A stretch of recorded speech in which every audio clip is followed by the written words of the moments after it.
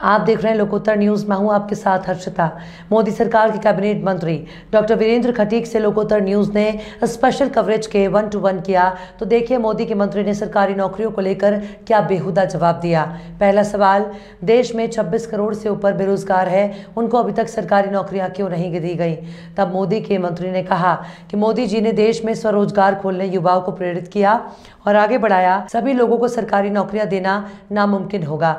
दूसरा सवाल, देश के करोड़ों बेरोजगार अपने हाथों में डिग्रियां लिए रात दिन रोजगार की तलाश में आस लिए भटक रहे हैं। तब मोदी के मंत्री जी का कहना रहा कि 2014 के बाद से मोदी जी ने बेरोजगारी कम करने के लिए 1 डिस्ट्रिक्ट 1 प्रोडक्ट योजना चालू की गई, जिसमें लोगों ने अपने अपने रोजगार खोले।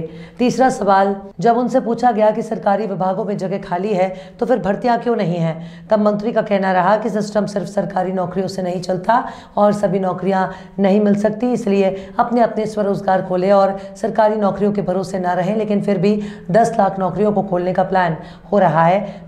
इसके बाद जब उनसे चौथा सवाल पूछा गया कि देश में बढ़ती महंगाई से अर्थव्यवस्था खराब हो रही है, तो मंत्री जी बोले मोदी जी देश की महंगाई पर जल्द लगाम लगाने वाले हैं। इस तरह मोदी जी के मंत्री असलियत पर पर्दा डालते हुए नजर आए।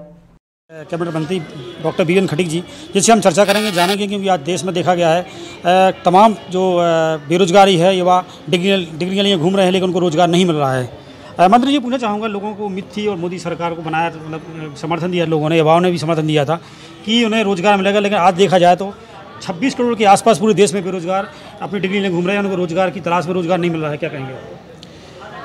सरकार 2014 के बाद आदरणीय नरेंद्र मोदी जी के प्रधानमंत्री बनने के बाद जहां समाज जीवन के विभिन्न क्षेत्रों के बारे में योजनाओं को आगे बढ़ाया गया, चाहे वो कृषि के क्षेत्र में हो, चाहे वो स्वास्थ्य के क्षेत्र में हो, चाहे वो शिक्षा के क्षेत्र में हो, और इस दिशा की जो आपने बात कही, इस क्षेत्र में भी बहुत सारे कदम उठाए गए। स्टार्टअप स्टैंडअप के माध्यम से आज बहुत बड़ी संख्या में नवयुवक अपना काम प्रारंभ करके केवल नौकरी मांगने वाले नहीं, बल्कि आज बड़ी मात्रा में युवाओं को रोजगार देने वाले बनकर वो आगे आ रहे हैं।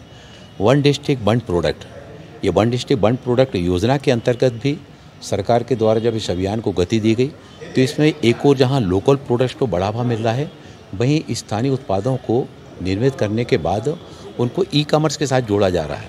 एक और जहाँ महिला बाल विकास मंत्रालय और अल्पसंख्यक कार्य मंत्रालय के द्वारा महिला हाट और हुनर हाट का पूरे देश भर में, वहीं जागरूकता मेले प्रदर्शनियों के माध्यम से हमारे देश भर के विभिन्न राज्यों में निर्मित वस्तुओं का उसको ई-कॉमर्स के साथ जोड़कर कि एक राज्य का निर्मित सामग्री को देश के किसी भी राज्य में बेचे जाने की सुविधा उसके द्वारा प्राप्त हो रही है, बल्कि देश के साथ ही साथ विदेशों में भी नौजवान अब इस तरह के नए इनिशिएटिव जो लेकर आ रहे हैं, जो निर्माण कर लेकर आ रहे हैं, वो बाहर तक जा रहे हैं और उससे जहाँ एक और वो आर्थिक रूप से मजबूत हो रहे हैं, वहीं बड़ी मात्रा में लोगों को रोज़गार देने का काम भी उनके द्वारा किया जा रहा है।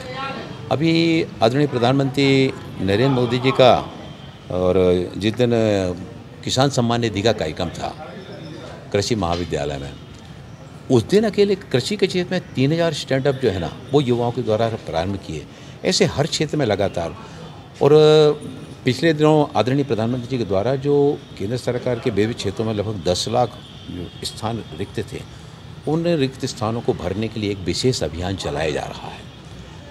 जहां राज्य सरकारों के द्वारा इस संबंध में कदम उठाए जा रहे हैं, वहाँ पर कई राज्यों में राज्य सरकारें भी अपने राज्यों में इस तरह के युवाओं को प्रोत्साहित करते हुए कि वो स्टार्टअप एंड स्टैंडअप जैसी गतिविधियों के साथ में जुड़े, अपने काम को बढ़ावा दें।